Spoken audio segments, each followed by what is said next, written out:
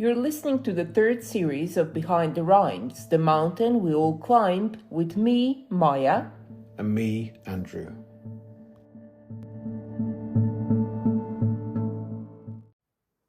Is love enough? Love is fine. Love most grand.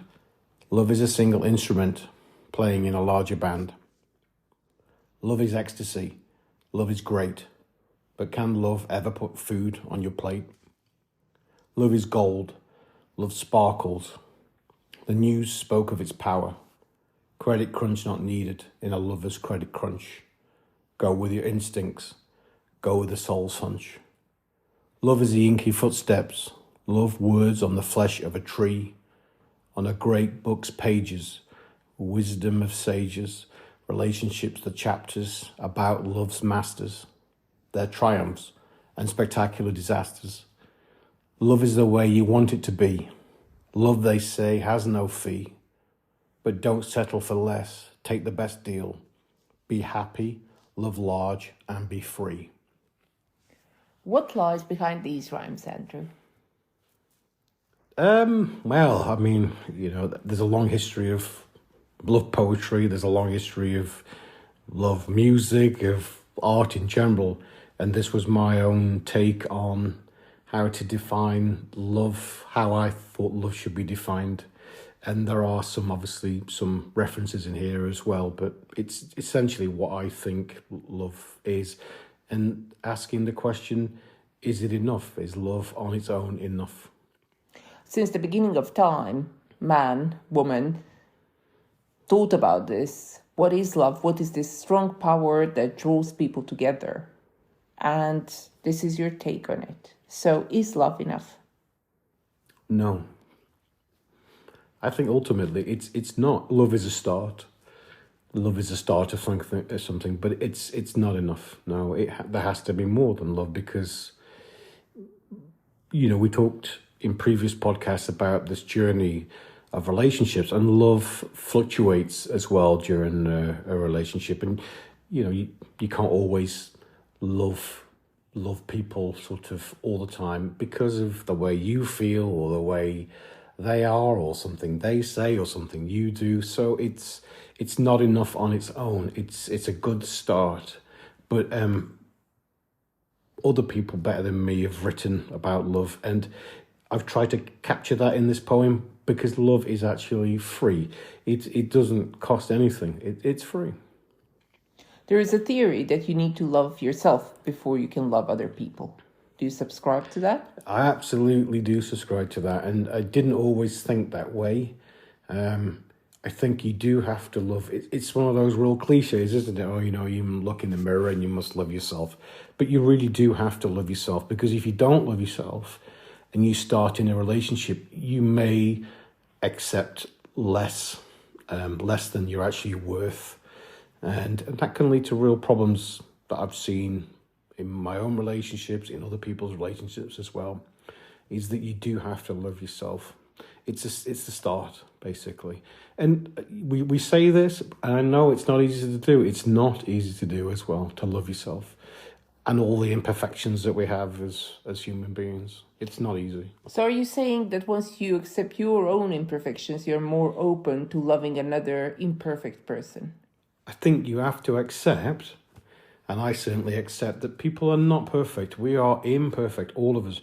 Even people who think or say that they're perfect, it's not a real thing. So when you accept the flaws in yourself, you can kind of accept the flaws in others as well, along as obviously they're not major flaws and they're not harmful flaws. If it's... I was reading a book the other week, and in it says 75% of all arguments are caused by something that happens in the bathroom. So you can look at that and think, okay, what's that? Toilet seat up, toilet seat down, toothpaste in the sink, soap scum in the bath, it's hairs in the plug hairs, and all those kind of things. And I joke about it, but essentially, you need to accept these things, basically. But the other stuff you really shouldn't compromise on. You shouldn't compromise on love. That love shouldn't come with conditions in a relationship. It should not be conditional. It should be unconditional. It shouldn't be, oh, I'll only love you if you do this, or if you don't do this, you don't love me. That's not a good relationship to be in. You pose almost an existentialist question here. Can love put food on your plate? Looking at that statement on a bigger picture, do you think love can be traded for, well, food, so to speak, or for some sort of existence? There's two ways to look at this, isn't there? So, all these artists over the years have written songs about love. I think of people, you can think of many of them. Barry Manilow springs to mind, Elton John, all these people. Everybody's written a love song, Barry White. It's an emotion that everyone experiences, so no surprise there. But they put food on their plate by selling those records. So in one way you can look at it, yes, they put food on their plate because people bought these records.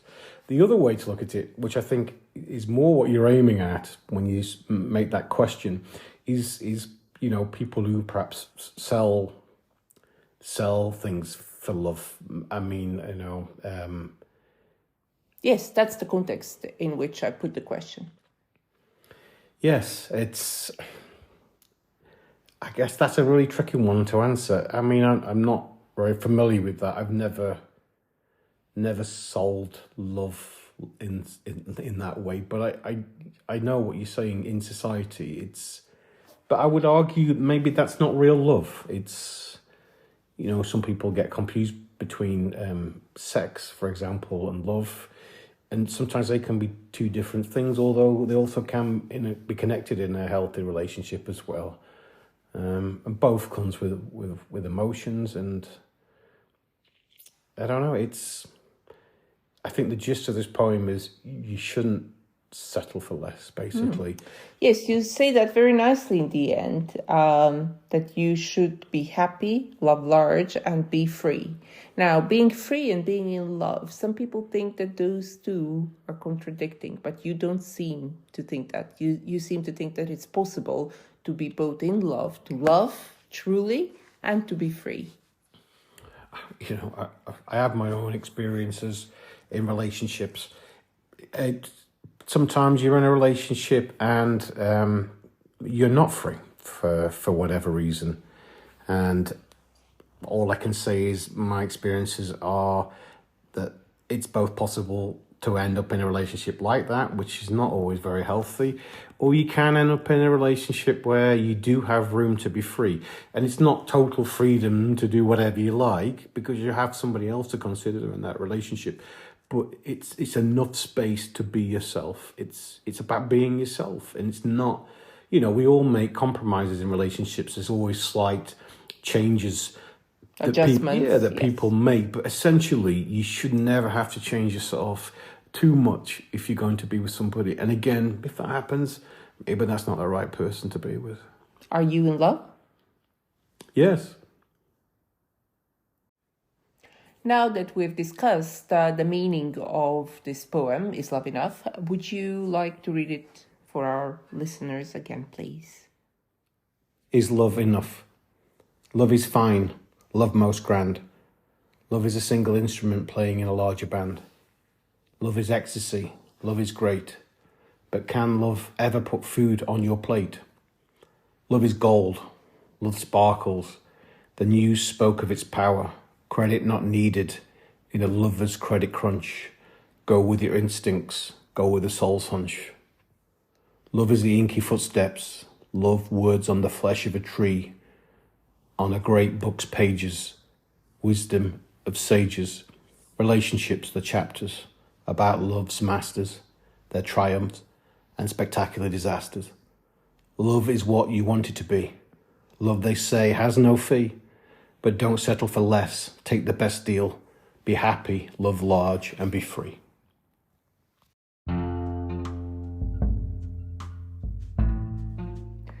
You've been listening to Behind the Rhymes, the mountain we'll climb, with me, Maya. And me, Andrew.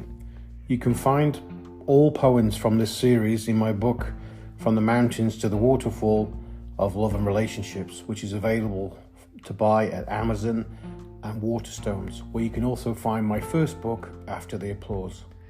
Thank you for joining us on this poetic journey. And if you want to come on our real mountain hikes, have a look at our website, hikingthebalkans.com, and drop us an email at welcome@hikingthebalkans.com.